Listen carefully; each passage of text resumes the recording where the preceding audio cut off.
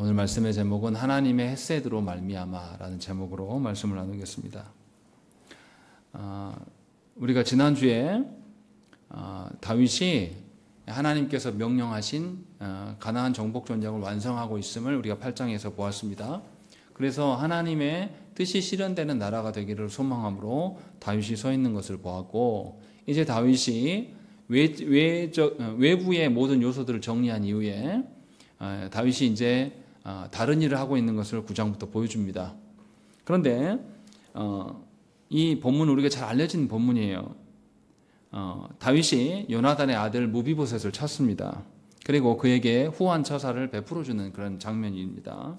근데 문제는 뭐냐면 이 알려진 본문을 어떻게 해석하느냐의 의미가 전혀 달라집니다. 이 본문을 다윗의 왕권 강화 측면으로 보기 시작하면요, 다윗이 이렇게 행하는 것은 어떤 식으로 해석이 될 수 있냐면, 외부의 세력들을 다 이제 정리했지 않습니까, 다윗이? 그리고 그 다음에 하는 것은 뭐냐면 내부의 위험 요소를 컨트롤하고 있다, 이렇게 해석할 수가 있어요. 그렇게 해석하면 어떻게 되냐면 다윗이 사울의 집안의 사람들을 수소문해서 다 점검한다라는 것이죠. 그리고 그래서 1절에 보면 뭐라고 시작하고 있냐면 사울의 집에 아직도 남은 사람이 있냐, 이렇게 물어봐요, 다윗이. 그래서 다윗이 무슨 의도로 이것을 하고 있는가를 왕권 강화 중심으로 설명하면, 다윗이 사울의 집안의 남은 자들을 다 물색해서 자기가 관리하려고 그러는구나 라고 이렇게 해석할 수 있습니다. 그래서 이 요나단의 아들 무비보스를 어떻게 합니까? 땅은 다 돌려줬지만 무비보스 어떻게 해요? 자기의 상에서 왕자와 함께 먹게 하는 것을 가택연금시킨 것이다. 무비보셋을 반란을 못 시키게 하기 위해서 가택연금시킨 것이다라고 해석하는 신학자들이 있습니다. 근데 이제 이렇게 보기에는 좀 무리가 있어요. 왜 그러냐면 다윗이 사울의 영토를 다 돌려줬어요. 사울의 집안이 원래 갖고 있었던 그 땅을 무비보셋에게 다 돌려줬단 말이에요. 그러면 이게 고대 근동에서 일상적인 일이냐라는 것이죠. 근데 고대 근동의 역사의 기록들을 살펴보면 왕들이 자기의 대적이 될 만한, 적수가 될 만한 집안에 손이 남아있으면 어떻게 하냐면 한 사람도 살려두지 않고 다 학살해버립니다. 이게 일반적이에요. 그런데 다윗은 뭐하고 있냐면 이 무비보셋에게 사울이 갖고 있었던 땅을 다시 다 돌려줍니다. 그러면 어떤 위험이 생길 수 있습니까? 사람이 가난할 땐 잘 몰라요. 그런데 풍요롭고 돈이 많아지면 그때부터 무슨 생각이 나겠습니까? 무비보셋이 왜 다리를 다쳤습니까? 사울과 요나단이 한날에 죽었다는 소식이 들려오니까 그것에 두려워서 도망하다가 유모가 떨고 가지고, 그러니까 무비보셋이 5살 때 일을 당했는데 이것도 사실은 사울의 집안이 몰락하면서 생겨난 일이거든요. 그러면 무비보셋 마음에 돈이 이제 그 사울의 영토를 통하여서 수익이 생기고 그걸로서 경제력이 생기면 그 다음부터 뭐냐면 사울의 집안과 사울의 지파들에게 꼬드겨서 얼마든지 반란을 일으킬 수 있단 말이죠. 반란을 일으킬 수 있는 그 씨앗을 다윗이 남겨주고 있는 거예요. 그러니까 이렇게 보기에는 다소 무리가 있습니다, 오늘 본문은. 근데 그렇게 해석하는 분들이 있어요. 또 그렇게 설교하는 분들이 있습니다. 그런데 본문에서 그렇지 않다는 것을 우리는 확인할 수가 있는 것이고, 그러면 뭐 때문에 사무엘서 저자는 이것을 기록하고 있을까라는 것을 우리는 알아야 돼요. 다시 말하면 다윗이 무슨 의도로 지금 이것을 하고 있는가라는 것이죠. 다윗이 지금 지켜가려고 하는 게 도대체 뭔가라는 거예요. 그냥 자기 친구 요나단하고 우정 때문에 요나단의 그 후손을 지키려고 하는 것인가, 아니면 자기의 목적을 어떻게 이루기 위한 다른 방편이 있는 것인가를 우리는 발견을 해야 됩니다. 그래서 사무엘서의 저자가 우리에게 하고 싶은 말이 뭔지를 알아들어야 된다는 것이죠. 자, 그러면 먼저 이제 본문을 살펴보십시다. 본문을 보면 다윗이 수소문해서 사울의 집안의 종을 찾아냅니다. 그가 누구냐면 시바라고 나와 있어요. 그런데 요나단의 아들의 이름이 나오지 않아요. 6절에 가서 나옵니다. 이것이 뭔가를 상징하고 있어요. 그러니까 사실은 사울이 누구를 찾았습니까? 다윗이 사울 집안 사람 중에 살아남은 자를 찾았어요. 그런데 누가 오냐면 집안 사람이 오는 게 아니라 그의 종이 와요. 시바가. 그것도 조금 이상해요. 왕이 찾았는데 종이 온다라는 거예요. 물론 이제 이렇게 해석할 수도 있습니다. 무비보셋이 다리가 절기 때문에 불편하니까 시바가 대신 왔다. 이렇게 설명할 수도 있어요. 그런데 그렇게 보기에는 다소 무리가 있습니다. 3절 봐보세요. 뭐라고 되어 있냐면 왕이 이르되 사울의 집에 아직도 남은 사람이 없느냐. 내가 그 사람에게 하나님의 은총을 베풀고자 하노라 하니 시바가 뭐라고 대답하냐면 아뢰되 요나단의 아들 하나가 있는데 다리 저는 자니이다. 이렇게 소개를 한단 말이죠. 이게 상식에 맞냐 이 말이에요. 자기의 주인을 설명하는데 종이 주인의 이름을 말하지 않아요. 그리고 뭐라 그러냐면 이름도 말하기 전에 뭐라 하냐면 저 절름발입니다. 이야기부터 꺼내요. 그러면 이 시바가 주인을 존경하는 겁니까? 무시하는 겁니까? 깔아뭉개고 있는 거죠. 그러니까 지금 무비보셋의 상황이 어떠하다는 것입니까? 종에게까지 업신여김을 당하고 있다라는 것을 성경은 우리에게 말씀하고 있어요. 그러니까 요나단이 지금 상황이 어렵다. 요나단의 아들 무비보셋의 상황이 어렵다라는 것은 그냥 육신적으로 절름발이가 됐다는 그것만이 아니에요. 종에게도 무시당하고 있는 형국이에요. 집안은 이미 몰락해버렸고 집안의 대부분의 남자들도 전부 비극적으로 죽임을 당했어요.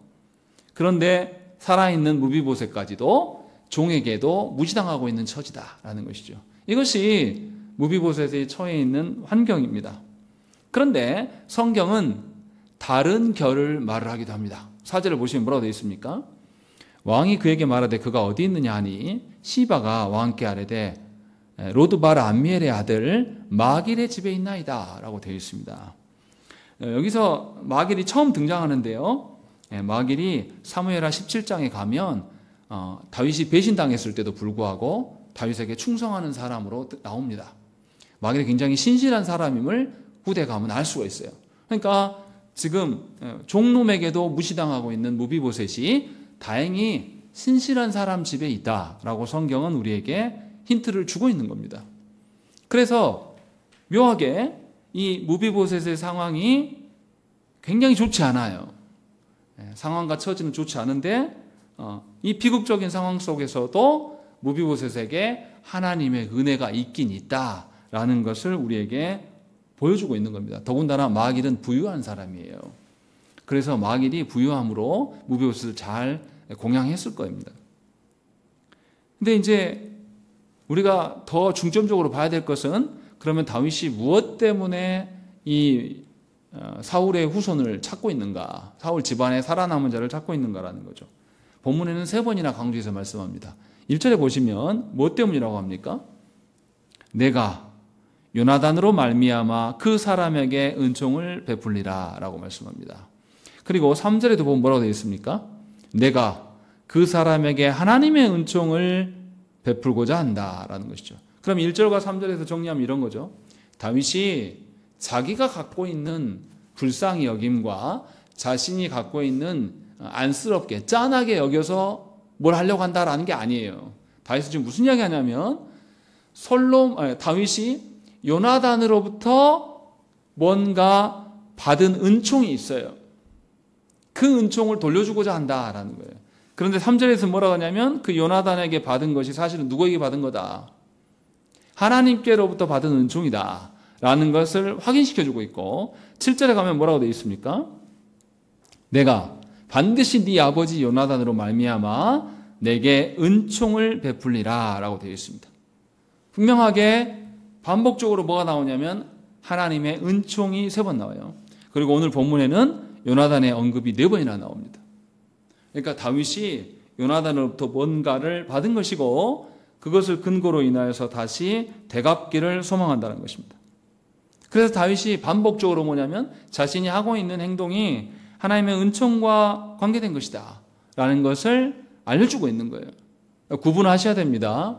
다윗의 개인적인 어떤 생각과 다윗의 마음의 어떠함으로 출발한 것이 아니라 하나님의 은총의 어떠함을 이곳에 펼쳐 보이고 싶어 하는 거예요, 다윗이. 그래서 다윗은 언약 백성으로서 합당한 왕입니다. 언약 백성의 왕은 그 왕 자신의, 그 사람의 어떠함으로 그 나라를 다스리는 게 아니에요. 하나님의 은총으로 말미암아서 그 나라를 다스리는. 그러니까 내가 개인적으로 내가 누구하고 친분이 있어요. 그래서 그 내가 개인적인 친분이 있으니까 그 내 개인적인 사랑이나 우정이나 어떤 관계적인 그런 것으로 나라를 다스려가면 어떤 일이 벌어집니까? 우리나라 보세요. 검사 대통령이 되니까 검사가 모든 영역을 다 장악하는데 모든 기관들이 엉망이에요. 경제도 그렇고 국방도 그렇고 외교도 그렇고 심지어 이제 의료 부분까지도 검사들이 전부 장악하더니 완전히 개판을 치고 있는 겁니다. 이게 왜 그렇게 됩니까? 다 자기 친분인 사람, 자기 사람의 어떠함, 개인적인 감정의 어떠함으로 드러난 일들이에요. 그런데 다윗은 그렇게 하고 있지 않다는 거죠. 누구를 대할 때도 하나님의 은총을 근거로 행동하고 싶어 해요. 하나님의 은총으로 말미암아 모든 관계가 정리되기를 소망하고 있는 겁니다. 하나님의 은총이라고 우리가 번역이 됐는데 사실은 이 단어는 헤세드라고 하는 단어입니다. 헤세드는 은총, 인애, 은혜라고 여러 가지로 해석이 돼요. 딱 은혜라고 설명하기는 어렵습니다. 하나님께서 여러 가지 하나님의 성품의 어떠함 중에서 가장 강력한 것 중에 하나 헤세드를 보여주고 있는 겁니다. 중요한 점은 뭐냐면 다윗이 사람의 어떠함이 아니라 하나님의 은혜로 이 모든 것을 꾸려가려고 하고 있는 것입니다. 하나님의 헤세드는 반드시 뭐에 기인하냐면 하나님의 언약에 근거합니다. 하나님이 약속해 주신 것이 있고 이 약속하신 것을 근거로 인하여서 하나님이 우리를 선대하시고 신뢰합니다. 예를 들면 이런 거예요. 하나님이 우리가 지난 8장에서 봤지 않습니까? 다윗이 가나안 정복 전쟁을 완성한 것은 하나님이 누구에게 약속하신 바가 성취된 겁니까? 1000년 전에 아브라함에게 하나님께서 약속해 주신 것이 다윗 시대에 성취된 거예요. 그간에 하나님께서는 언약을 잊은 적이 있습니까? 없습니까? 없어요. 이스라엘 백성들은 하나님의 언약을 다 잊어버렸어요. 그런데 하나님은 그 언약에 근거하여서 언약에 스스로 매이시면서 1000년 동안 계속 그 언약을 곱씹으시면서 내가 그 언약을 너에게 실현시켜 주겠다. 너희가 불순종하더라도 너희가 나를 반역할지라도 그 언약을 약속한 것이 있기 때문에 우리식으로 이야기하면 너희가 나한테 어떻게 대하느냐 대하지 않느냐에 따라서 태도가 바뀌는 하나님이 아니에요. 우리는 사람을 대할 때 어떻습니까? 저 사람이 나한테 잘해주면 좋고 나한테 조금만이라도 불손하게 하면 다 관계 필요 없어요. 다 거버리잖아요. 그런 거 말고 하나님은 언약에 근거하기 때문에 언약에 근거하여서 우리에게 약속하셨어요. 그래서 우리는 우리의 순종과 불순종이 상관없이 우리가 불순종하면서도 형편없는 상황임에도 불구하고 하나님의 언약에 근거해서 하나님께 간구할 수 있습니까? 없습니까? 있다라는 거죠. 이것이 하나님의 헤세드예요. 얼마나 이게 놀라운 은혜입니까? 우리는 하나님께 순종한 적도 없고 우리는 하나님께 온전한 순종을 보여서 어떤 결과를 올려드린 적도 없어요. 그런데도 여전히 우리가 하나님께 요구할 수 있어요. 뭐 때문에요? 하나님의 약속 때문에. 하나님 그렇게 하시겠다고 약속하셨기 때문에. 그래서 그 약속을 알고 그 약속을 믿고 신뢰하는 자만이 언제나 하나님께 간구할 수 있는 겁니다. 어떤 분들은 이렇게 말하기도 해요. 내가 신앙생활 하는데 하나님께 잘한 것이 하나도 없어요. 내가 예배도 자꾸 빠지고요. 그래서 하나님께 면목이 없어서 내가 교회 못 나가요. 그 사람은 하나님을 믿는 사람이 아닙니다. 뭘 믿는 거죠? 자기를 믿는 거예요. 자기의 행동의 어떠함에 따라서 자기가 잘할 때는 의시되고 자기가 못할 때는 한없이 눈치 보고 쪼그라들어가는, 그렇게 살아가면요 사람이 널뛰기를 하는 겁니다. 어쩔 때는 너무 기분이 좋아서 막 자랑하고 웃고 다니고 자기가 못하면 코가 쏙 빠져가서 저 지하 밑으로 들어가는 이런 사람 우리가 뭐라 그러죠? 조울증 환자라고 이야기하잖아요. 신앙생활 하면서 그렇게 살아가는 분들이 교회 안에 참으로 많아요. 그런데 하나님이 어떠한 분, 하나님께서 우리에게 베푸신 이 은혜, 은총, 인내하심, 이 헤세드를 조금만이라도 아는 사람이라면 우리의 상황과 처지와 우리의 어떠함에 근거해서 하나님께 간구하는 것이 아님을 깨달아요. 하나님이 약속하신 바에 근거해서 우리가 하나님께 구할 수 있음을 깨닫게 되는 겁니다. 그래서 우리는 하나님 앞에 한결같이 요구할 수 있습니다. 반대로 하나님께서 우리에게 한결같이 또 순종을 요구할 수 있습니까? 없습니까? 있어요. 뭐 때문에요? 하나님 언약 때문에요. 하나님 언약이 있기 때문에. 이것이 하나님의 헤세드예요. 하나님께서는 우리에게 하나님의 헤세드를 근거로 인하여서 약속해 주시고 약속하신 바를 우리에게 정확하게 알려주시고 알려주시기 위하여서 예배의 자리로 우리를 부르셔서 설교를 통하여서 하나님의 언약이 무엇인지를 계속 여러분들에게 기억나게 하시는 거예요. 너희가 어떤 상황과 처지에 있을지라도 너희를 속이는 너희의 상황과 처지, 너희를 속이는 경제적인 어떤 환경들, 너희를 속이는 어떤 사람들과의 관계적인 상황, 너희를 속이는 건강의 어떠함, 너희를 속이는 자녀들의 어떠함이 그 환경은 얼마든지 바뀔 수 있지만 하나님의 헤세드는 바뀐다 바뀌지 않는다. 절대 바뀌지 않는다라는 것을 우리에게 늘상 가르쳐 오셨습니다. 이게 성경 전체에서 흐르는 하나님의 언약이에요. 그래서 성경을 우리가 뭐라고 합니까?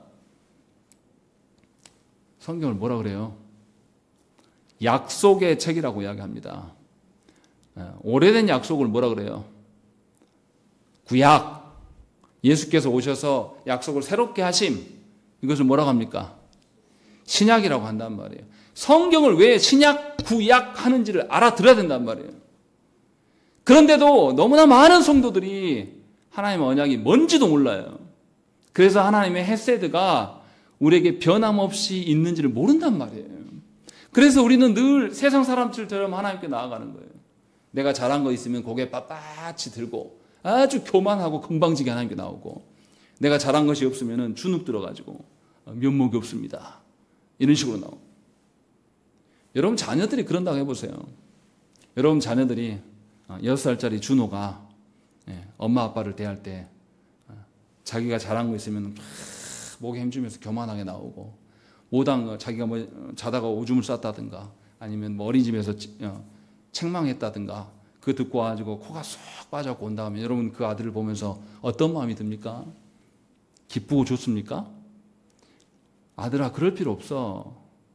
네가 어떻게 하더라도 나는 네 엄마야, 네 아빠야.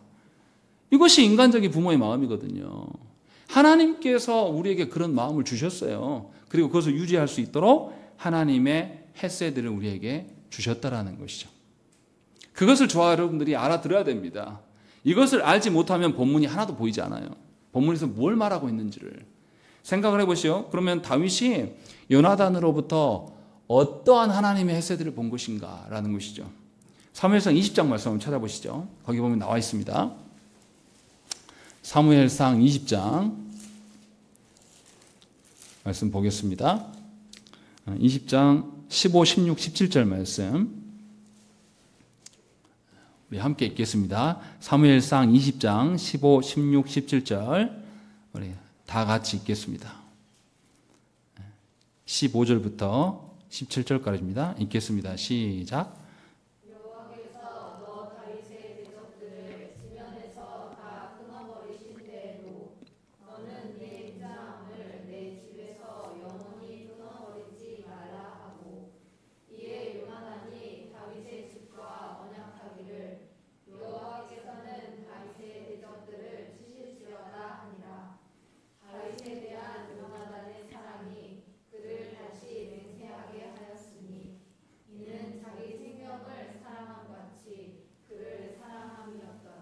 아멘. 여기 보시면 놀라운 게 나와요. 너무 이상한 구조입니다.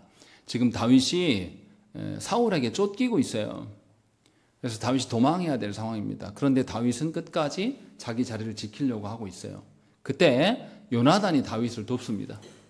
요나단이 우리 아버지가 정말 널 죽이는지 죽이지 않는지 내가 확인해 주겠다라고 하면서 말하는 부분이에요. 근데 뭐라 그러냐면 누가 그러면 더 상황이 좋습니까?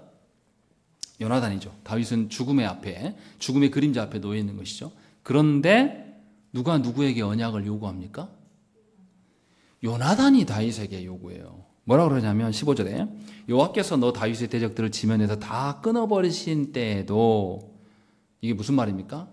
지금은 다윗의 대적인 자기 아버지 사울이 다윗을 거의 죽일 상황이에요. 그런데 상황이 바뀌더라도 말이에요.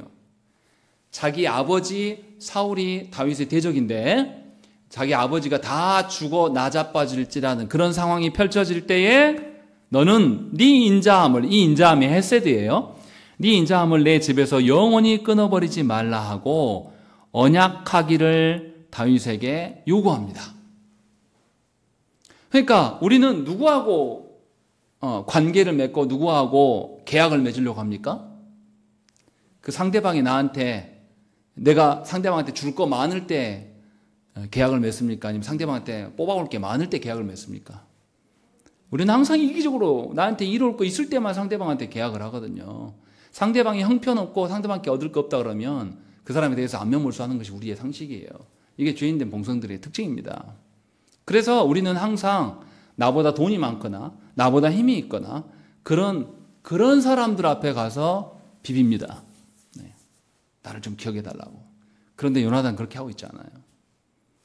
다윗이 죽어가는 상황인데 죽어가는 다윗을 살리면서 혹여나 하나님께서 네 대적인 우리 집안을 다 멸하실 때에 우리 집안을 살려달라라고 언약을 요구해요. 이것이 하나님이 말씀하시는 헤세드의 특이한 특징입니다. 하나님의 헤세드는 우리의 상황과 처지가 좋아서 맺어주신 것이 아니에요. 순전히 하나님의 그 사랑하심으로 말미암아 우리에게 언약을 맺어주십니다. 다윗은 이것을 누구를 통해서 본 것입니까? 요나단을 통해서 본 거예요. 그리고 요나단과의 언약이 하나님의 헤세드로부터 인함이구나 라는 것을 다윗은 너무나 잘 알았습니다.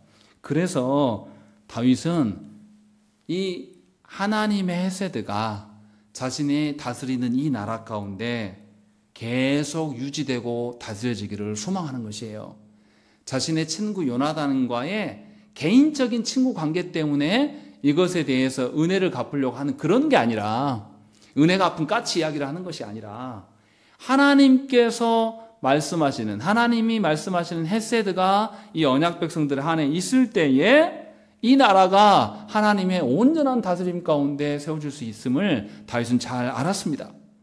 그래서 다윗은 그것에 근거하여서 지금 하나님이 요나단을 통해서 나에게 보여주신 그 하나님의 헤세드, 이것이 이 나라에 뿌리를 내리기를 소망하는 마음으로 이 일을 시행하고 있다는 것을 알 수가 있는 것입니다. 이처럼 하나님의 헤세드는 성경에서 여러 군데 나타나요. 아주 많이 나타납니다. 하나님께서 헤세드를 이스라엘에게 보여주시는데, 이스라엘은 하나님의 헤세드를 창조와 역사 가운데 경험했던 것들, 여러 가지 축복과 구원의 사건들 속에서 하나님의 헤세드를 발견합니다. 이것을 잘 보여주는 말씀이 시편 136편의 말씀입니다.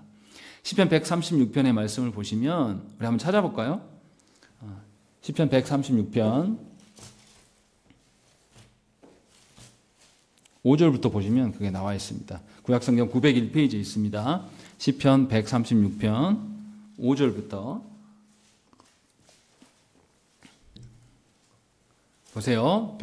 시편 130편 5절부터 쭉 보시면 5절부터 9절까지 지혜로 하늘을 지으신 이에게 감사하라. 그 인자하심이 영원함이로다. 여기도 인자하심이 헤세드예요.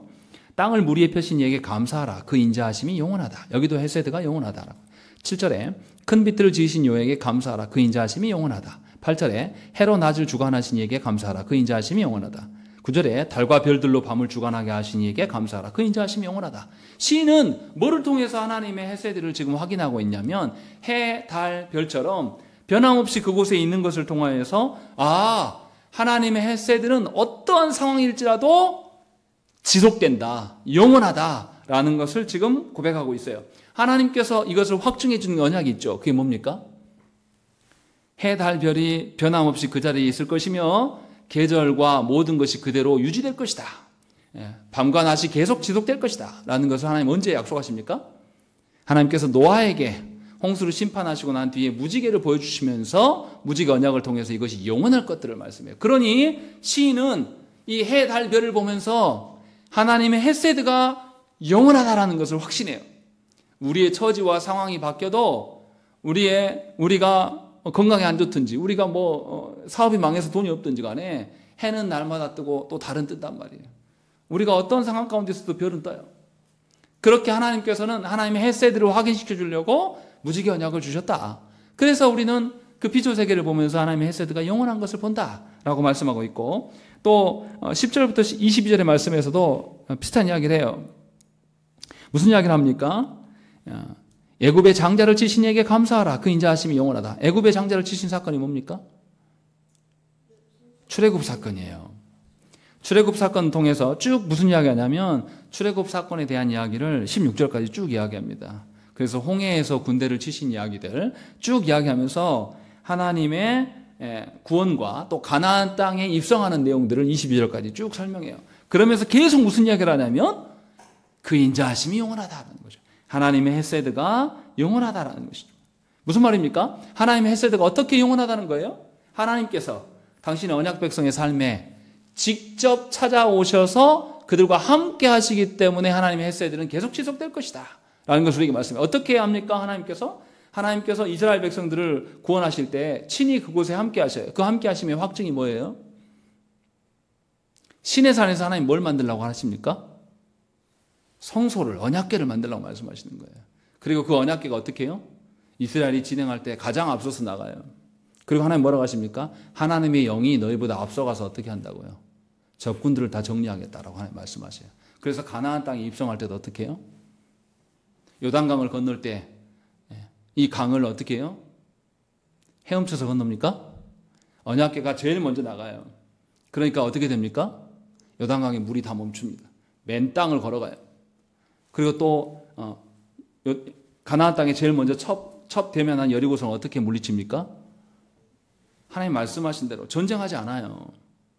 그렇게 해서 누가 봐도 하나님이 그들의 삶에 함께 오셔서 그들과 함께 하시기 때문에 하나님의 헤세드는 계속 지속됐다라는 것을 시인이 지금 고백하고 있는 겁니다. 그리고 또 이어서 뭐라고 합니까? 25절 말씀을 읽겠습니다. 시작.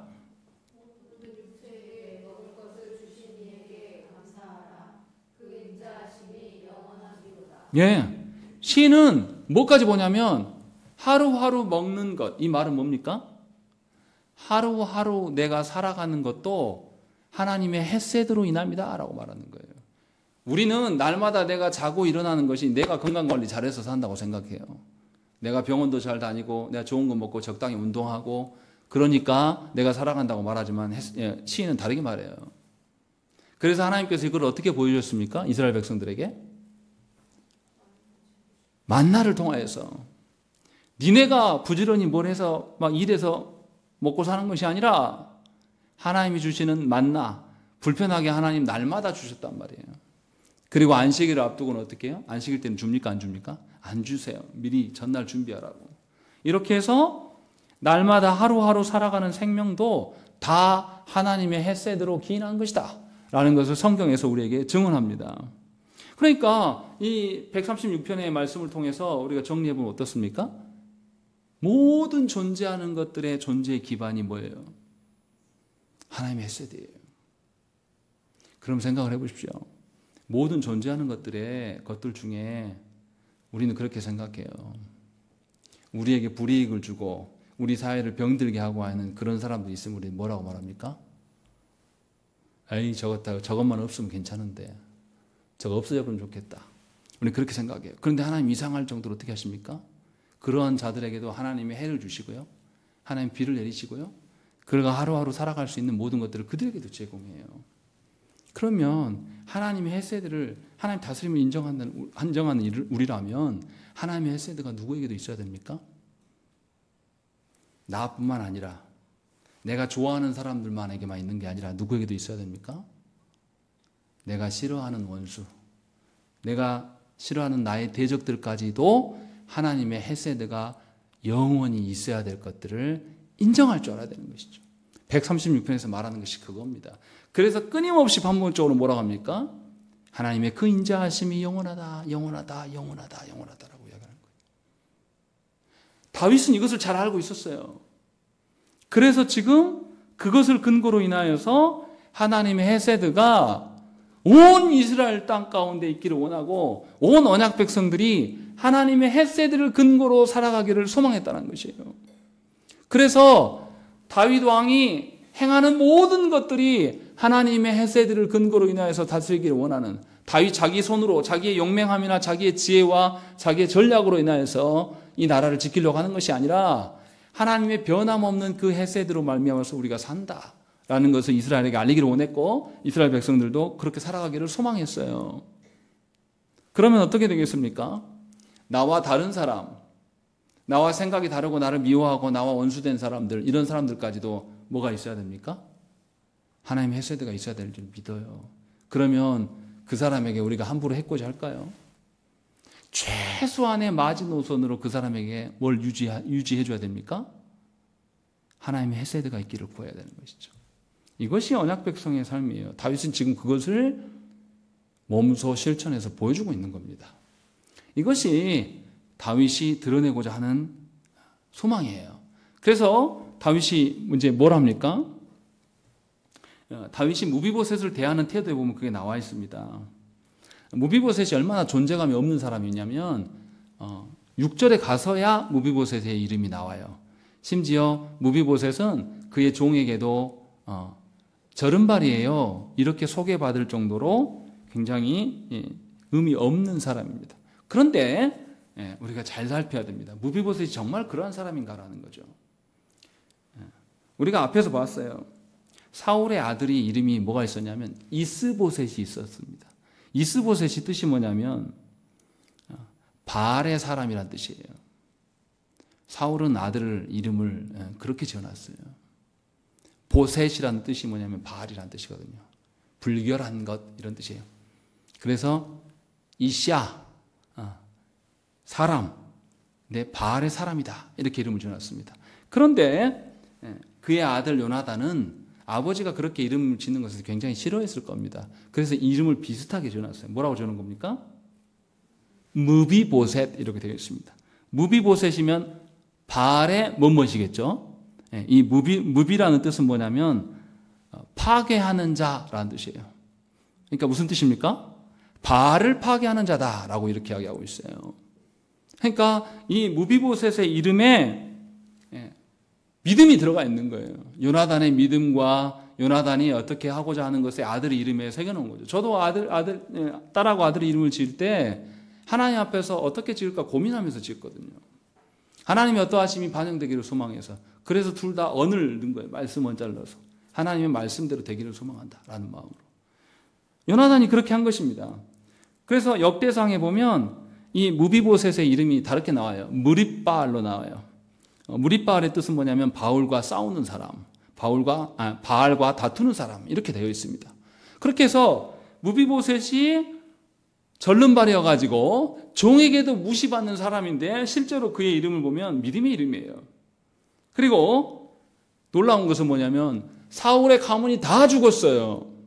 그런데 누군 살아남았습니까? 무비보셋이 살아남은 겁니다. 믿음으로 우상과 싸우는 자는 살아남고 있다는 것을 보여주고 있는 것입니다. 그런데 본문에서는 무비보셋의 이름보다는 절름발이가 더 부각되고 있습니다. 그런데 다윗은 어떻게 합니까? 6절을 봐보세요. 다윗의 태도가 놀라워요. 시바도 무비보셋의 종 시바도 다윗을 어떻게 여기냐면 무시합니다. 오늘 본문 사무엘하 9장으로 다시 돌아가서 보면요. 6절에 보시면 뭐라 되어 있냐면 사울의 손자 요나단의 아들 무비보셋이 다윗에게 나와 그 앞에 엎드려 절하매 라고 되어 있어요. 그 다음이 중요합니다. 다윗이 이르되 뭐라고 합니까? 무비보셋이여 라고 이름을 불러요. 왜 이렇게 이름 부를까요? 이렇게 불러도 되잖아요. 무비보셋아 이렇게 불러도 됩니다. 근데 왜 이렇게 부를까요? 다윗이 무비보셋의 이름의 뜻을 알았을까요? 몰랐을까요? 저는 알았을 거라고 봐요. 그리고 이 아들의 이름이 이렇다라는 것에 대해서 요나단을 떠올렸을 거예요. 다시 말하면 이 아들의 이름을 통해서 다윗은 하나님의 어떠하심이 이 집안에 있구나라는 거 보면서 기뻐했을 겁니다. 아주 기뻐하면서 요나단의 믿음이 반영된 이름 앞에서 감격하면서 불렀을 거예요. 그래서 무비보셋이여 라고 이름을 먼저 부른 다음에 계속 뭐라고 말합니까? 그가 이르기를 보소서 당신의 종이다 라고 답하니까 그 다음에 다윗이 뭐라고 하냐면 무서워하지 말라. 내가 반드시 네 아버지 요나단으로 말미암아 네게 은총을 베풀리라 라는 것이죠. 내가 네 아버지 요나단으로부터 하나님의 헤세드를 경험한 사람이다. 그러니 나도 너에게 하나님의 헤세드를 보이고 싶다라고 지금 다윗이 말씀하고 있는 것입니다. 보세요. 무비보셋의 삶을 보십시오. 어리었을 때 5살 때 도망하다가 절름발이가 됐어요. 그리고 얼마나 병신 소리 들었겠습니까? 또 집안이 다 몰락했어요. 그러면 그 살아남은 사람이 얼마나 거지 취급을 받겠습니까? 그 인생을 인간적으로 보면 그래요. 그런데 무비보셋이 지금까지 살아있는 것 자체가 뭡니까? 하나님의 헤세드예요. 무비보셋의 인생에는 하나님의 헤세드가 마른 적이 없습니다. 계속 지속되고 있고 그의 이름처럼 하나님의 믿음의 어떠함이 그에게 반영되고 있는 것입니다.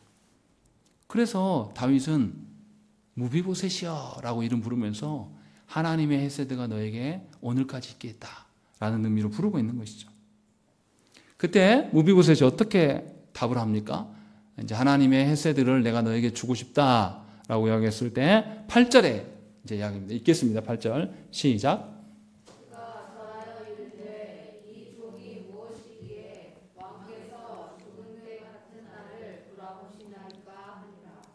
무비보셋이 자기를 뭐라고 하면 죽은 개라고 이야기를 합니다. 그런데 이 사무엘서에 보면 이 표현이 여러 군데 나와요. 다윗이 사울을 죽일 수 있었는데 죽이지 않고 살려줍니다. 그리고 계곡 너머로 사울이 돌아갈 때 다윗이 사울을 불러요. 그리고 자기를 가르칠 때 뭐라고 그러냐면 죽은 개 같은 나를 왜 쫓아다니십니까? 라고 이렇게 똑같이 표현합니다. 이 말은 뭡니까? 상대방 앞에서 자기를 낮추는 겸손함이에요. 무비보셋도 이 다윗 앞에서 겸손함을 나타냅니다. 하나님이 보이시는 그 놀라운 헤세드 앞에서 내가 정말 하나님의 헤세드를 받을 만한 자인가? 난 그렇지 않은 자입니다. 라고 하면서 엎드리고 있는 것이죠. 이렇게 겸손의 태도를 갖춘 자에게 하나님의 헤세드가 계속 지속되고 하나님의 헤세드가 지속되기 때문에 자기 자신이 어떠한 자인가를 우리는 잘 알 수 있습니다. 이것을 지금 성경은 우리에게 보여주고 있는 것이죠. 그래서 하나님의 그 언약 앞에서 우리가 어떻게 처신하냐가 매우 중요해요. 이 하나님의 헤세드를 조금만 아는 사람이라면 잘난 척할 수가 없습니다. 예수 믿지 않는 사람들 앞에 가서 나는 예수 믿고 너는 안 믿으니까 내가 오라. 네 그 소리 하지 마. 이렇게 무례하게 행동할 수가 없어요. 왜냐하면 나나 예수 믿지 않는 너나 무엇으로 존재합니까? 하나님의 헤세드로 존재하는 자들이에요. 다만 하나님께서 나를 택하여 주셔서 하나님 헤세드를 알게 하신 내가 은혜를 더 받은 자일 뿐이지 내가 불신자들보다 더 나은 사람이 아니에요. 그런데 조국교회 안에 있는 성도들의 행태를 보십시오. 얼마나 거만을 떠는지 모릅니다. 자기가 복음을 좀 안다고 믿지 않는 자들에게 뭐라고 하냐면 사탄이라고 지칭하네요. 자기가 그렇게 누군가를 정죄하고 판단할 만한 우리가 그런 존재들입니까? 우리가 하나님의 헤세드를 더 받으면 더 받았을 뿐이지 우리의 어떠함으로 인하여서 우리가 지금 서 있는 게 아니거든요. 하나님의 헤세드로 자기 자신을 바라보지 않기 때문에 믿지 않는 자한테 가가지고 잘난 척하는 겁니다. 너는 몰라. 나만 하나님 알아. 그러니 너는 내 말 들어야 돼. 내가 발라. 가만히 있어. 조용히 하고 내 말 들어. 이런 태도가 우리에게 아주 팽배하단 말이죠. 그런데 오늘 본문에서는 다윗은 그렇게 하고 있지 않아요. 무비보셋을 보면서 하나님의 헤세드가 요나단의 가정 가운데 여전하구나 라고 하나님의 헤세드를 발견하는 것이죠. 그래서 다윗이 이 무비보셋에게 하나님의 헤세드를 보여줍니다. 어떤 방식으로 보여줍니까? 먼저 사울의 모든 땅을 무비보셋의 집에 다 돌려줍니다. 그리고 또 뭐 합니까? 이제 무비보셋이 다윗의 집안에 들어와서 왕자들처럼 함께 한 상에 먹을 수 있도록 기회를 열어줍니다. 근데 다윗은 그것만 하는 게 아니에요. 9절부터 보여주는 말씀이 뭐냐면 다윗이 다른 조치를 취하는 것을 볼 수가 있어요. 하나님의 헤세드가 무비보셋에 계속 지속될 수 있도록 시바를 부릅니다. 그리고 뭐라고 말합니까? 시바에게 사울의 땅을 다 경작하고 무비보셋을 위하여서 소출을 내라고 명령합니다. 그런데 보십시오. 10절 보면 뭐라고 되어 있습니까? 시바는 아들이 15명이요 종이 20명이다 라고 되어 있습니다. 그러면 시바까지 포함하면 몇 명입니까? 36명이에요. 그러면 생각을 해보세요. 36명이 경작할 땅이에요. 그러면 적겠습니까? 적지 않겠습니까? 많죠. 상당히 많다라는 거죠. 이것을 무비보셋에게 준다 한들 무비보셋이 그걸 경작할 수 있습니까? 더군다나 종 시바도 어떻게 해요? 무비보셋을 무시합니까? 안 합니까? 무시하고 있어요. 그래서 왕 앞에 나가서 뭐라냐면 절름발이요. 있어요. 걔 절름발이. 이렇게 소개하는 놈이란 말이에요. 그러니까 다윗이 어떻게 하는 거죠? 시바를 불러다가 단도리를 치는 겁니다. 야, 너 내가 왕으로서 보고 있는데 무비보셋에게 준 사울의 땅 네가 경작해서 소출 전부 다 무비보셋에 바쳐. 내가 확인할 거야. 라고 조치를 취합니다. 이 말이 뭡니까? 다윗이 그냥 땅만 돌려주고 네 알아서 해. 라고 말해요. 하나님의 헤세드가 그런 게 아니라는 거예요. 하나님의 헤세드는 실제로 우리가 누릴 수 있고 행할 수 있도록 우리의 삶을 세심하게 살피시는 하나님이에요. 그래서 다윗은 이 무비보셋에게 하나님의 헤세드를 전달되기를 소망하기 때문에 그 종 시바까지 불러가지고 정리해 줍니다. 이렇게 하라고. 우리는 아마 이렇게 말할 겁니다. 땅 줬으면 됐지. 지가 할 일이지. 나머지는 지가 할 일이지. 우리가 뭐 할 게 뭐 있어. 이것은 사람이 생각하는 그냥 불쌍히 여기는 거예요. 사람들끼리 통용되고 있는 그냥 아이고 짠하니까 하는 그런 거. 예를 들면 이런 겁니다. 제가 부목사 때 이 노숙인들 예배가 있었어요. 노숙인들에게 돕는 게 뭘까요? 밥 한 끼 주는 거요? 아니면 그들에게 밥 한 그릇 사 먹으라고 몇천 원 꺼내서 주는 거예요? 그게 돕는 걸까요? 아니요. 악순환이에요. 돈 조금 주면요. 그거 가지고 뭐 하겠습니까? 또 술 먹고 정신을 잃습니다. 그래서 길바닥에서 죽기도 해요. 정말 그들을 살리는 것은 뭐냐면 그들에게 먹이는 것보다 더 중요한 것은 정신의 개조예요. 노숙인들 대부분요. 삶의 의지를 잃어가지고 직장을 마련해줘도 그 직장에서 지속할 수가 없습니다. 돈이 조금만 모이면요. 바로 어떻게 되냐면 그 돈 가지고 바로 탕진하러 사라집니다. 연락이 두절돼요. 그리고 돈 다 쓰면 다시 나타나요. 그러니까 그 노숙인들에게 돕는 거는 그 노숙인을 1년, 2년 꾸준히 지켜보면서 그가 정신적으로 살고자 하는 의지를 가질 때까지 돌아봐 주는 것이 사랑이에요. 근데 그렇게 돕는 게 없어요. 교회조차도 그런 거에 관심이 없습니다. 그래서 한 영혼 변화시키기가 너무 힘들어요. 사람 한 사람 돌이키기 하는. 실제로 제가 부목사 있었던 교회에서는 해봤어요. 이 영혼에게 월세방도 얻어주고 우리 사업하시는 분들이 직장도 마련해줘가지고 자기 사업체에 나오라고 월급도 따박따박 줬습니다. 사라져버려요. 도탕진하고 사고치고 다시 나타납니다. 그래도 다시 받아주고 기회 한 번 더 줄게. 잘해봅시다. 다독이면서 또 해요. 또 도망가요. 또 수소문해서 찾아갖고 또 데려다 놓고 몇 번 해도 달라지지 않습니다. 이렇게 진심으로 하나님의 헤세드로 말미암아서 영혼을 변화시키는 것은 우리 힘으로는 거의 불가능합니다. 그래서 하나님의 도우심이 필요해요.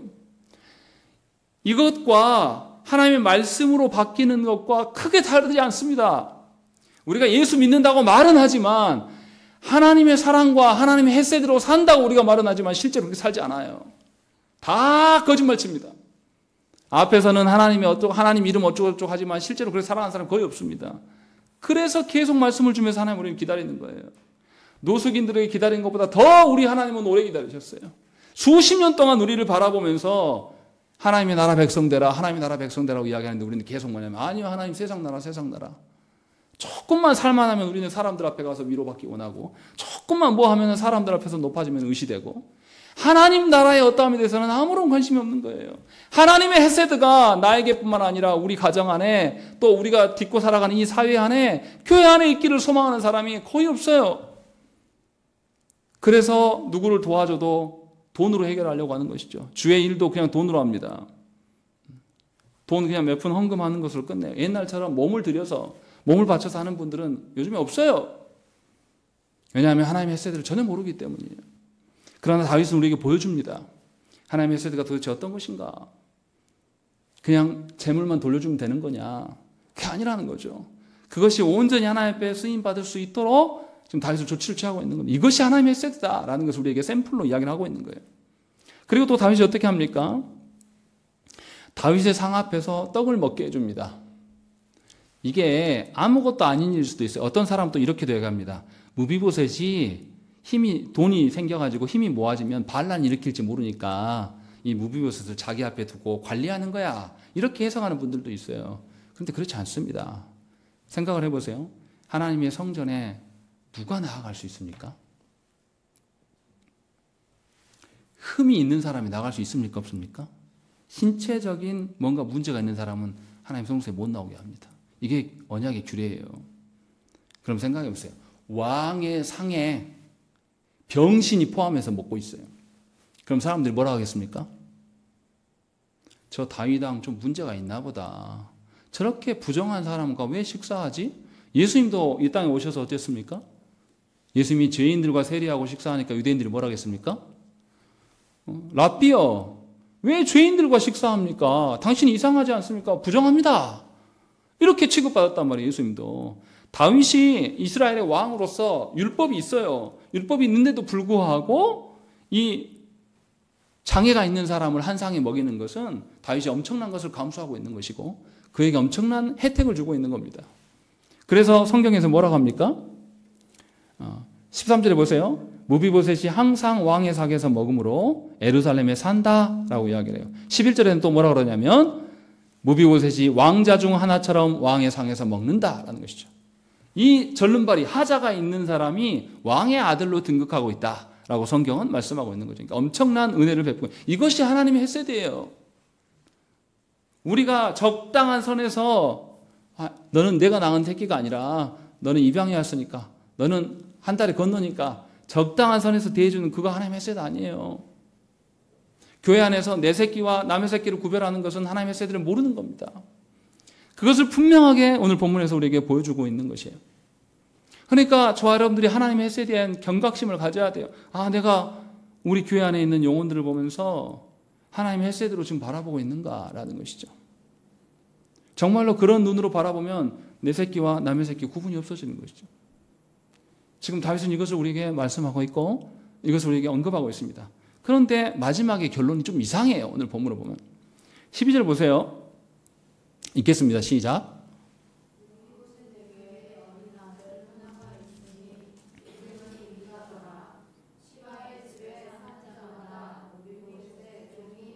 예, 뭐라고 그러냐면 무비보셋에게 미가라는 아들이 있다 라고 이야기를 하고 있습니다. 이거 왜 말할까요? 왜 말하고 있을까요? 사울의 집안이 거의 다 전멸했어요. 그런데 하나님의 헤세드가 다윗으로부터 무비보셋에게 전해지고 있습니다. 그러니까 사울의 집안의 대가 이어집니까? 이어지지 않습니까? 이어지고 있음을 지금 보여주고 있는 것이죠. 그러니까 하나님의 헤세드가 사람들에게 얼마나 큰 소망이고 희망이 되는지를 분명하게 우리에게 보여주고 있습니다. 역대기에서는 무비보셋에게 4명의 아들이 있다고 이야기를 해요. 미가만 말하지 않습니다. 미가는 내 아들 중에 하나다라고 이렇게 이야기를 해요. 그러니까 다 망해가는 집안에 절름발이 그 사람에게 아들이 4이나 있다라고 말하는 거예요. 이것은 하나님의 헤세드가 그에게 임했다는 겁니까? 임하지 않았다는 것입니까? 임하고 있다라고 말씀하고 있어요. 그런데 13절의 말씀은 마지막은 너무 이상해요. 마지막에 뭐라고 되어 있습니까? 그는 2 발을 다 절더라라고 이야기를 하고 있는 것입니다. 왜 마지막에 계속 무비보셋이 하나님의 헤세드로 회복되는 것을 이야기하고 있는데 마지막에 신체적 결함을 말씀하고 있을까요? 하나님께서 베푸신 헤세드를 위해하는 자가 있게 될 것이다 라는 것을 암시적으로 보여줍니다. 실제로 무비보셋의 종 시바는 사무엘하 16장과 19장에서 어떻게 하냐면 거짓말을 해요. 그러면서 다윗의 판단을 흐리게 합니다. 시바가 무비보셋을 무시하고 자기가 주인 행세합니다. 그러면서 거짓말을 해요. 그래서 모함하게 만들어요. 그러니까 다윗이 혼란에 빠지죠. 다윗의 혼란에 빠진 게 문제인 게 아니라 뭐가 뭐냐면 하나님의 헤세드가 기만당하고 있는 것이죠. 그것을 암시적으로 보여주는 것이 뭐냐면 두 다리를 절고 있다. 이 일로 인하여서 하나님의 헤세드가 사라질 위험에 있다라고 말하는 것이죠. 무슨 말입니까? 하나님의 헤세드가 사라진다는 소리입니까? 아니면 다른 이야기를 하고 있습니까? 다른 이야기를 하고 있는 거예요. 하나님의 헤세드를 근거함으로 당신은 통치하기를 원해요. 그런데 그 하나님의 다스림을, 하나님의 헤세드를 아는 사람이 그것에 순종하는 것이지, 하나님의 헤세드를 모르는 사람은 어떻게 하겠습니까? 하나님의 헤세드를 제거하려고 합니다. 다윗의 통치를 수용하지 않아요. 그래서 10장부터 20장까지 이제 내용은 쭉 뭐냐면 다윗의 통치에 어떠한 위험이 있는가를 계속 이제 보여줍니다. 지금까지는 다윗이 계속 상승했어요. 계속 승승장구했습니다. 근데 이제 10장부터는 뭘 보여주냐면 다윗이 하나님의 헤세드를 계속 지속하기를 소망하지만 그가 헤세드를 유지할 수 있도록 세상은 내버려 두지 않는다라는 것을 우리에게 보여주고 있는 것입니다. 그러니 저와 여러분들은 깨달아야 돼요. 하나님의 헤세드가 있을지라도 방해자가 있다 없다? 반드시 있다.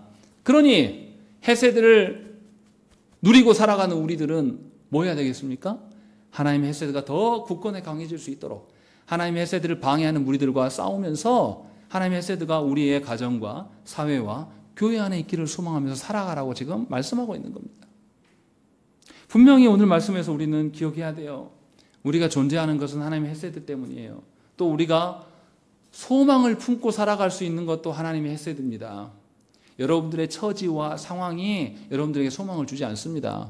여러분들의 상황과 처지, 이 땅의 어떤 질서들이 여러분들에게 기도하게 만들지 않아요. 하나님의 헤세드가 여러분들을 기도하게 만들고 하나님의 헤세드가 여러분들이 불순종하고 처절한 상황 가운데서도 용기 있게 하나님의 이름을 구할 수 있게 만든다는 것이죠. 이것이 하나님의 헤세드예요. 그러니 우리가 살아가면서 나에게도 그렇고 상대방에게도 그렇고 내가 싫어하고 나를 미워하는 내 원수들에게도 하나님의 헤세드가 있기를 소망해야 한다는 것이죠. 우리는 하나님의 헤세드를 누리면서 동시에 하나님의 헤세드가 계속 지속될 수 있기를 우리의 영적 대적들과 싸우면서 주 앞에서 살아가야 된다는 것이죠. 이것이 다윗의 삶이고 이것이 다윗의 통치라고 우리에게 말씀하고 있는 것입니다. 그러니 우리가 하나님 앞에서 하나님의 헤세드가 지속되기 위해서 무엇을 하고 살아가는지 이 밤에 점검하셔야 됩니다. 여러분들은 가정 안에서 하나님의 헤세드가 지속되기 위해서 뭐 하십니까? 여러분들은 여러분 일터에서 이 대한민국 땅에서 하나님의 헤세드가 지속되기 위해서 무슨 노력을 하십니까? 여러분 교회 안에서 하나님의 헤세드가 소망하기를 원해서 여러분들 무엇을 절제하고 무엇을 행하십니까? 잘 점검해 보세요.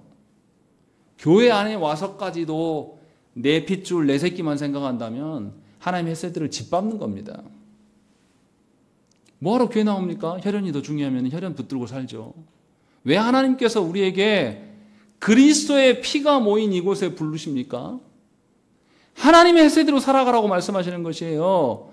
육적인 우리의 관계로 살아가는 것이 아니라 하나님이 정해주신 그 하나님의 헤세드가 우리에게 지속되기를 그 일에 힘쓰라고 그것으로 너희가 살 수 있다고 말씀하시면서 당신의 아드님을 내어주셨고 그로 말미암아 우리가 이곳에 서 있는 것입니다. 그러니 이 밤에 우리가 하나님께 기도해야 됩니다.